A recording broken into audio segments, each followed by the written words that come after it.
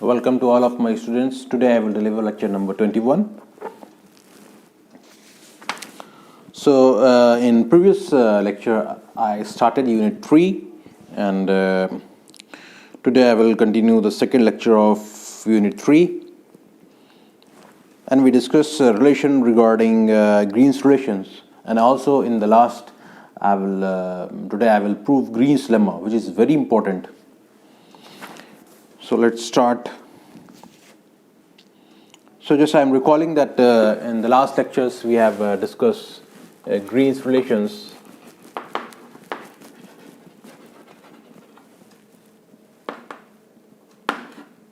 L, R, H, D, J. In the last lecture we have discussed about Green's relation, and it is defined like this. That is, we say that A, L, B, if and only if S1A is equal to S1B, and also we can just more elaborate it. That is, there exists X comma Y belonging to S1 such that XA is equal to B and YB is equal to A, like that.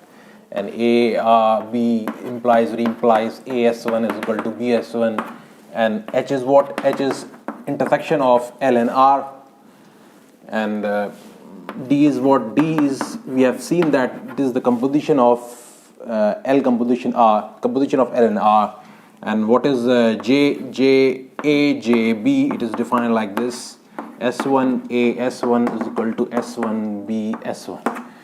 Basically, this is the ideal of S containing A. This is the ideal of S containing B. Correct.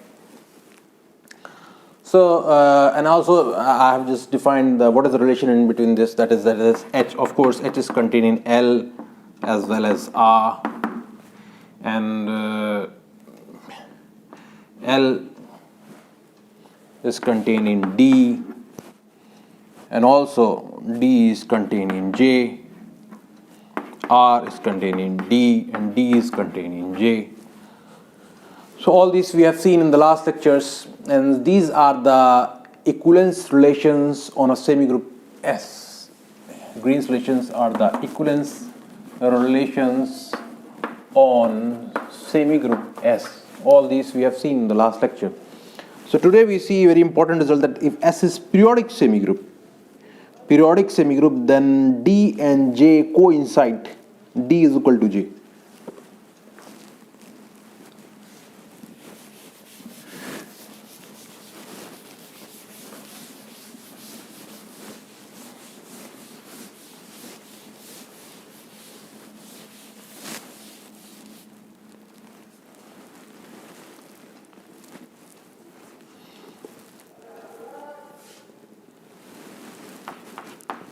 Proposition 2.1.4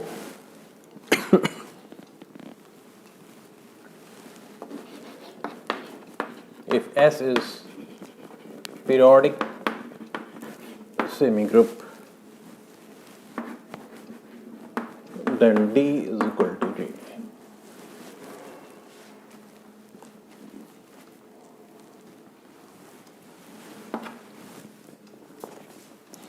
So we have to prove that, as we know that D is contained in J, correct? Now what we have to prove? We have to prove J is contained in D, correct? So what we have, S is a periodic semigroup. What is periodic semigroup? Periodic semigroup means what? That is the power of some element of S is what? And every element has some power which is what? Idempotent. This we have due to periodic semigroup, isn't it? If we go back to the definition in chapter number 1, what we see. What is periodic semigroup? A semigroup is called periodic if all of its elements are finite order, isn't it? And in periodic semigroup, every element has a power which is idempotent. In proposition 1.2.3 in chapter number 1, we have seen this thing, isn't it? So we will use here. Anyway, so what we have to prove? What is our claim? What is our claim? Our claim is J is contained in D. This is our claim, because we know that D is contained in J. So we have to show that J is contained in D. So for this, what we just take an arbitrary pair in J and show that it goes in D, correct? So proof, Oh.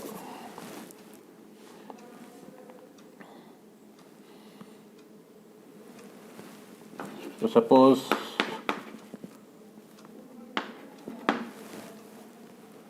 that A be in S in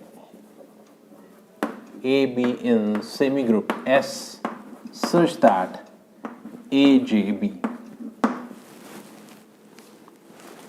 then of course there exists x comma y belonging to S1, x comma y belonging to S1, x comma y and u comma v,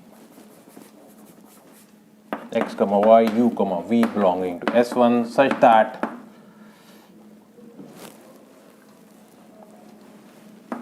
x a y is equal to b and u b v is equal to a.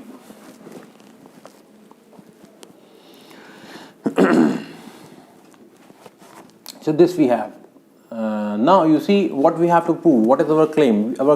We have to prove basically a comma b must go in D, correct? So when a comma b must go in D, we have to prove basically a comma b belongs to D. It means that we have to prove that it goes in L composition R. Because D is equal to L composition R, so we have to show basically what is our claim. We have to show that a comma b goes in L composition R. It means that there must exist C belonging to S such that we have to show that a comma C must belongs to L and C comma B belonging to R, correct? So we have to show that we have to show ALC and CRB. And if we have to find such a C, we have to find such a C such that ALC and CRB. So in this way we can conclude that A comma B goes in L composition R and A comma B goes in D. So we have to search out that C basically. We have to find out the C. So let's see how we find out.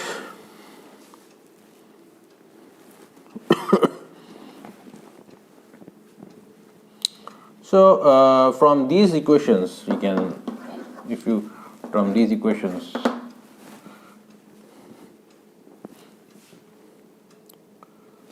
from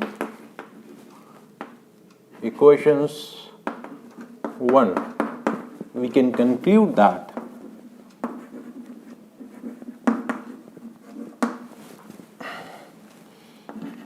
A is equal to UX A y v is equal to ux square a y v square is equal to ux whole cube a y v whole cube is equal to dot so on, and b is equal to x u b vy is equal to xu square b vy square is equal to xu whole cube b vy whole cube is equal to dot so on, like this.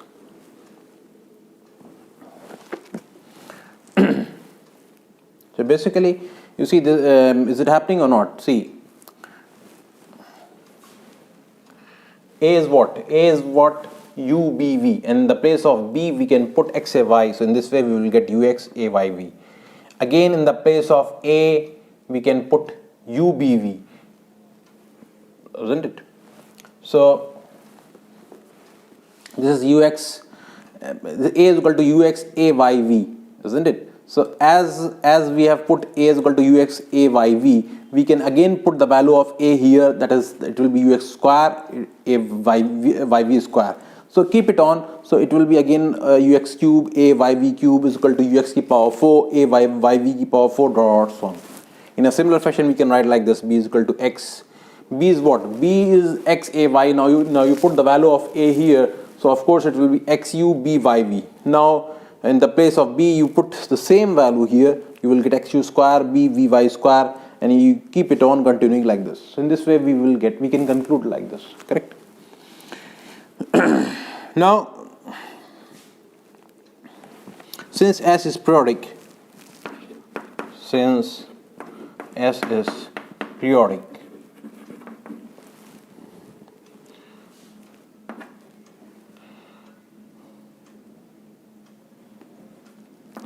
so by proposition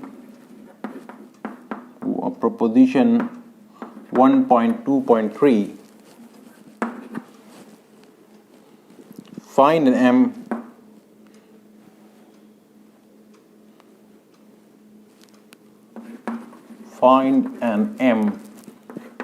for which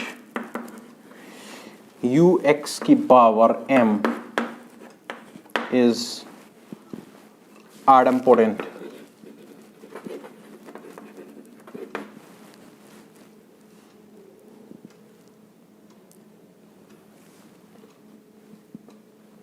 And choose n so that vy की power n is idempotent. See, ux and vy are the members of S, and S is periodic. So as we know that in a periodic semigroup, every element has some power which is idempotent. So let's m and n are the powers, that is ux की power m is idempotent here, and here vy की power n is idempotent. So in this way, we can assume that the power of these are idempotent. Now let's see what we can do from this. Now let C is equal to XA.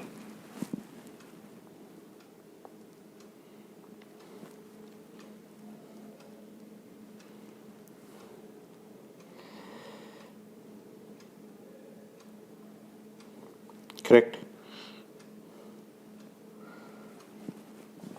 So we find that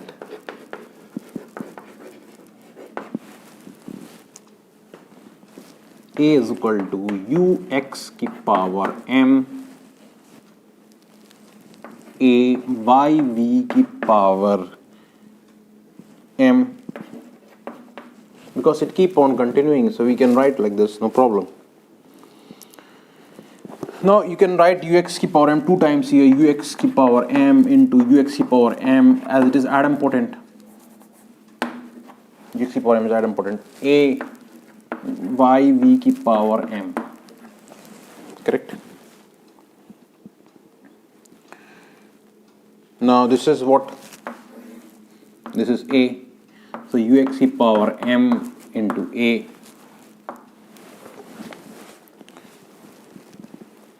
Now this is what? ux की power m minus 1 into uxa. Now xa is what? We can write just ux की power m minus 1 into ux into a, and now xa can be written as like c, so it will be what? ux की power m minus 1 uc. So in this way we have shown that a and c are related to each other, because here you see that it is multiplied from the left. Something into a is equal to what? C, and something into c is what? A. So in this way we have shown, and so ALC. So we have shown that A and C are related to each other. Now we show that C are B, that is C and B are related to each other. Correct?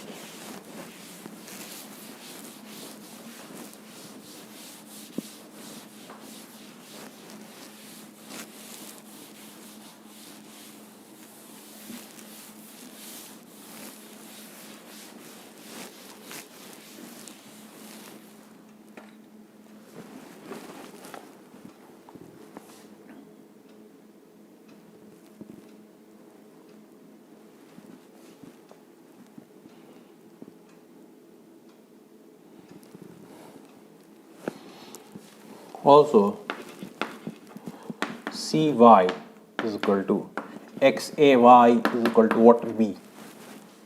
So it means that we are multiplying c by right and we are getting b. Now finally we will show that we multiplied something by b and we will get c. So in this way so we have c is equal to xa, correct? And what is a? A is what? It is x ux की power n plus 1 into a into yv की power n plus 1, correct? So here we can write x ux की power n plus 1 into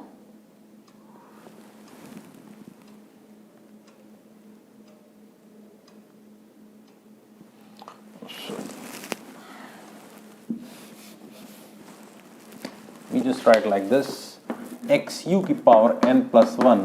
In this way 1x will be here, xa and y, and here vy की power n and into v. It could be written like this. Now xu की power n plus 1 and xay is what? b, and it is vy. We can write vy की power 2n here because vyn is what? Since vy की power n is idempotent, correct?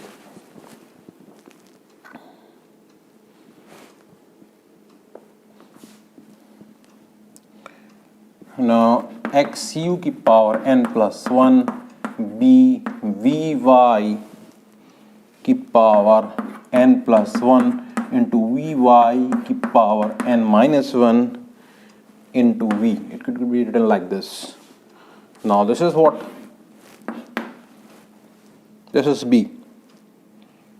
So b into vy की power n minus 1 into v. And so CRB, and hence AL composition RB, that is ADB. So this way we have proved that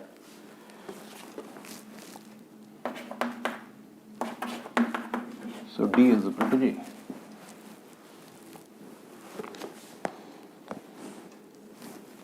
So this is what we required.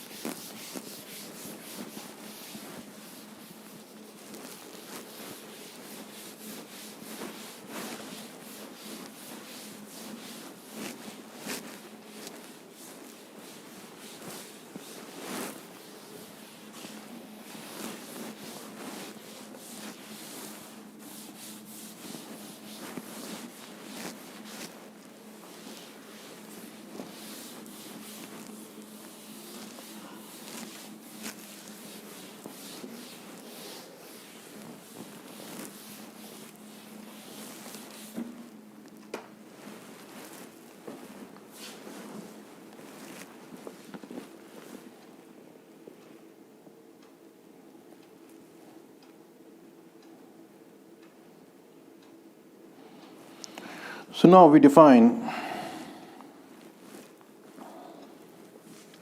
see, S by L, S by R, S by J. So we define this relation on these sets. These sets, we define some relation, and with respect to these relations, these sets forms a partial ordered set. See, what is S by L? Of course, S by L is not a quotient semigroup, because for a quotient semigroup relation must be congruence. And here L is what? L is not a congruence. L is a right congruence, but it is not a congruence in itself. So S by L will never form a quotient semigroup. S by L is just a set. Correct. And whose elements are the classes LA. Classes of L. LA. A belongs to S. Correct. S by R is what? RA. A belongs to S. And S by J is what? JA, where A belongs to S. So these are the classes of L, classes of R, classes of the collection of all classes, collection of all classes of L, collection of all R classes, collection of all J classes. So these are, so now we define a relation like this: LA less than or equal to LB if S1A is a subset of S1B. Relation is defined like this: RA is less than or equal to RB if AS1 is contained in BS1, like this. Let me check. Yeah. And JA is less than or equal to JB if S1 AS1 is contained in S1 BS1. Correct. So in this way we define like these. Now with respect to these order, S by L, S by R, and in these all with respect to these relations forms partial ordered sets. So all of you can verify that this is partial ordered, these are partial ordered sets or not. It means that this relation should be reflexive, antisymmetric, and transitive. So all of you can check by yourself. So this is assignment to check. And also these are the partial ordered set, and also there are some facts, very small facts, that is LXA is less than or equal to LA, RAX is less than or equal to RA, and JXY is less than or equal to JA for every XY belonging to S1